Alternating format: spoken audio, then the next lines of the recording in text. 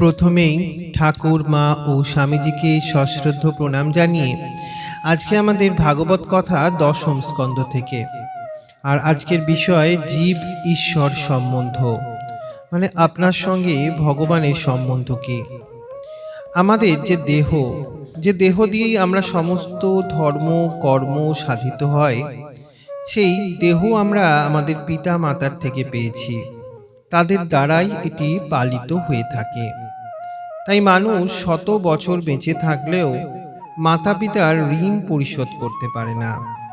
শ্রীকৃষ্ণ বুঝতে পেরেছিলেন যে তাদের জনক জননী উভয় ভ্রাতাকেই ঈশ্বর বলে জেনে গেছেন, ফলে পুত্র জ্ঞানে তাদের বাৎসল্য ভাব আর থাকবে না বলে ভগবান শ্রীকৃষ্ণ তার জনমোহিনী মায়া বিস্তার করে উপরোক্ত উক্তি করলেন। তিনি অগ্রজের সহিত বসুদেব ও দেবকীর নিকট গিয়ে সাদরে বললেন, মাতো পিতো বলে সবিনয়ে সম্বোধন করে বললেন, আমরা আপনাদের পুত্র হয়েও আমাদের মন্দ ভাগ্যের জন্য আপনাদের নিকট বাস করতে পারিনি, আপনাদের স্নেহের আনন্দ লাভ করতে পারিনি, কংসের ভয়ে আপনাদের সেবা করতে পারিনি, আমাদের ক্ষমা করুন। বসুদেব ও দেবকী মায়া মনুষ্য আর বিশ্বাত্মা হরির এইরূপ মধুর বাক্যে মুগ্ধ হয়ে গেলেন। তারা শ্রীকৃষ্ণকে কোলে তুলে নিয়ে বুকে জড়িয়ে পরম আনন্দে পুলকিত হলেন। তাদের কণ্ঠ বাষ্পরুদ্ধ হল, স্নেহে মোহিত হলেন, তাদের আনন্দে অশ্রুধারা বইতে লাগল। শ্রীকৃষ্ণ পরমাত্মা, তার সঙ্গে যে কোনো সম্বন্ধ রাখলে মনুষ্যের জীবন সার্থক হয়ে যায়। যিনি শ্রীকৃষ্ণের সঙ্গে সম্বন্ধ রাখেন তার মৃত্যুও মঙ্গলময় হয়ে থাকে। জীবের সঙ্গে জগতের সম্বন্ধ স্থায়ী নয় বলে তা বস্তুত সত্যও নয়, মিথ্যা সম্বন্ধ। একদিন সবাইকে জগতের সম্বন্ধ ত্যাগ করতেই হবে। সংসারের সঙ্গে জীবের যে সম্বন্ধ তা ব্যবহার দৃষ্টিতে সত্য মাত্র, তত্ত্ব দৃষ্টিতে বিচার করলে তা সত্য নয় বলেই প্রতিভাত হবে। ঠিক আছে, আপনি ভাবুন তো, যখন আপনার জন্ম হয়েছিল তখন আপনি কি কারো স্বামী ছিলেন বা কারো স্ত্রী ছিলেন? ছিলেন না। জন্ম থেকে কারো স্বামী এবং স্ত্রীর সম্বন্ধ থাকেও না। জন্ম থেকে কেউ পিতাও নয়, আর পিতা পুত্রের সম্বন্ধ বিবাহের পরে হয়, মৃত্যুর পরে তা কিন্তু থাকে না। কিন্তু জন্ম থেকেই জীব ঈশ্বরেরই থাকে। সর্বকালে পরমাত্মাই জীবের সাথে থাকেন। কোনো জীব সবসময় আপনার সাথে অবস্থান করার জন্য আগ্রহী হতে পারেন না, কিন্তু ভগবান সদা সর্বদা জীবের সাথে অবস্থান করেন। সেই ভগবানকেই আমরা ভুলে যাই। আর যারা চিরদিন সাথে থাকবে না, পরিত্যাগ করে যাবেই যাবে, জীব তাদের প্রতি আসক্ত হয়ে তাদেরকে আঁকড়ে ধরতে চেষ্টা করে। জীবের অজ্ঞানতার জন্যই মায়া মোহগ্রস্ত হয়ে তা করে থাকে। আজ আপনি যে ব্যক্তিকে অতি আপনজন বলে ভাবছেন, তিনি আপনাকে ছেড়ে চলে যাবেন বা আপনি তাকে ছেড়ে চলে যাবেন। তাই আপনি সময় মতো অন্তত তাকে মন থেকে ত্যাগ করুন, অর্থাৎ তার প্রতি কোনো আসক্তি রাখবেন না। আমার ভগবত ভক্তি বৃদ্ধি হোক, যা যদি আপনি তা মনে প্রাণে আকাঙ্ক্ষা করেন, তাহলে ভগবানের সাথে কোনো সম্বন্ধ স্থাপন করুন। সম্বন্ধ দ্বারা স্মরণ সহজ হয়। যার সঙ্গে আপনার কোনো সম্বন্ধ নেই, পরিচয়ও নেই, তার কথা আপনার কখনো স্মরণও হয় না। যার সঙ্গে আপনার মধুর সম্পর্ক রয়েছে, তার প্রতি আপনার প্রেম ভাব জাগ্রত হয়।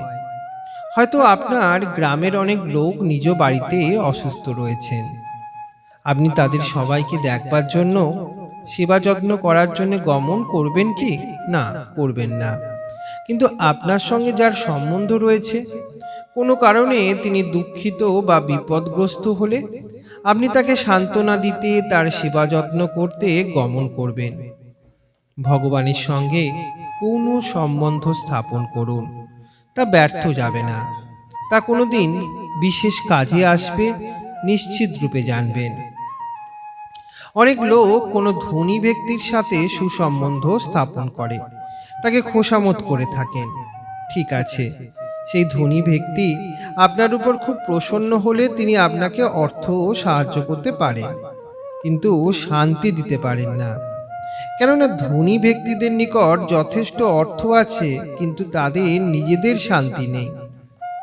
আর পরমাত্মার সঙ্গে যিনি সম্বন্ধ স্থাপন করেন, প্রয়োজন বোধে ভগবান তাকে আর্থিক সাহায্যও প্রদান করেন, ওতে কিন্তু তাকে শান্তিও প্রদান করে থাকেন। সাধারণ জীবের জন্য মৃত্যুর সময় অত্যন্ত ভয়ের সময়। তখন জীব ভীত হয়ে চিন্তা করে, এখন আমি কোথায় যাব? এখন কে আমার সাথে যাবে? কে আমার আপনজন? ভীত না হয়ে আজ থেকেই ভগবানের সাথে কোনো সম্বন্ধ স্থাপন করুন, খুব দৃঢ়তার সাথে। দেখবেন অন্তকালে আপনি শান্তি পাবেন। দৃঢ়তার সঙ্গে চিন্তা করুন, আমি ভগবানের ধামে গমন করব। আমি তো ভগবানেরই, ভগবানের অনন্ত স্বরূপ। যে স্বরূপ আপনার সবচেয়ে প্রিয় মনে হয়, সেই স্বরূপের স্মরণে ও দর্শনে আপনার হৃদয় ভাবে বিগলিত হয়ে ওঠে। সেই স্বরূপ বারবার দর্শন করেও আপনার তৃপ্তি মেটে না, বারবার দর্শন করতে ইচ্ছা হয়। ভগবানের এমন স্বরূপকে আপনি আপনার ইষ্টদেব বলে গ্রহণ করুন। পতিব্রতা স্ত্রীর স্বামী একজন হয়ে থাকেন, তদ্রূপ ইষ্টদেব এককেই করুন। অন্যান্য সব দেবতাদের বন্দনা করুন, সব দেবতাকে সম্মান করুন। ইহা শাস্ত্রীয় বচন যে যতক্ষণ দেহাত্মবোধ আছে ততক্ষণ সব দেবতাগণকেই সম্মান করা কর্তব্য। দেহাত্মবোধ নাশ হলে ইষ্টদেব ব্যতীত অন্য কোনো দেবতাকে স্বীকার না করলেও তা ক্ষম্য। সব দেবতাকে বন্দনা করলেও ধ্যান এবং বিশেষভাবে স্মরণ এক দেবতারই করুন। অনেক দেবতার ধ্যান এবং স্মরণ করলেই শক্তি বিভক্ত হয়ে যায়, আর এক দেবতা অর্থাৎ নিজের ইষ্ট দেবতার ধ্যান এবং বিশেষ স্মরণ করলে শক্তি বৃদ্ধি হতে থাকে। পতিব্রতা স্ত্রী প্রয়োজন হলে নিজের দেওর, ননদ প্রভৃতির সেবা যত্ন করে থাকেন, কিন্তু তিনি দেওরের স্মরণ না করে স্বামীর বিশেষ বিশেষ স্মরণই করেন। তিনি জানেন দেওর আমার স্বামীর ভাই। বলা হয়ে থাকে যে সব দেবতার অংশ রূপ আমরা, ইষ্টদেব পরিপূর্ণ। 16 আনা প্রেম ইষ্টদেবের উপর রাখতে হয়। শ্রীরামের প্রতি আপনাকে অধিক প্রেম হলে তিনি আপনার ইষ্টদেব। বালকৃষ্ণের স্বরূপ আপনার অধিক প্রিয় হলে বালকৃষ্ণই আপনার ইষ্টদেব। কেউ কেউ নারায়ণকেও ইষ্টদেব রূপে গ্রহণ করেন, কেননা তাদের কাছে চতুর্ভুজ নারায়ণের স্বরূপ সবচেয়ে প্রিয়। আবার কেউ বা অন্য দেবদেবীর ভক্ত। সনাতন ধর্মে আসলে ঈশ্বর অনেক নয়, এক ঈশ্বরেরই অনেক স্বরূপ ধারণা করা হয়ে থাকে।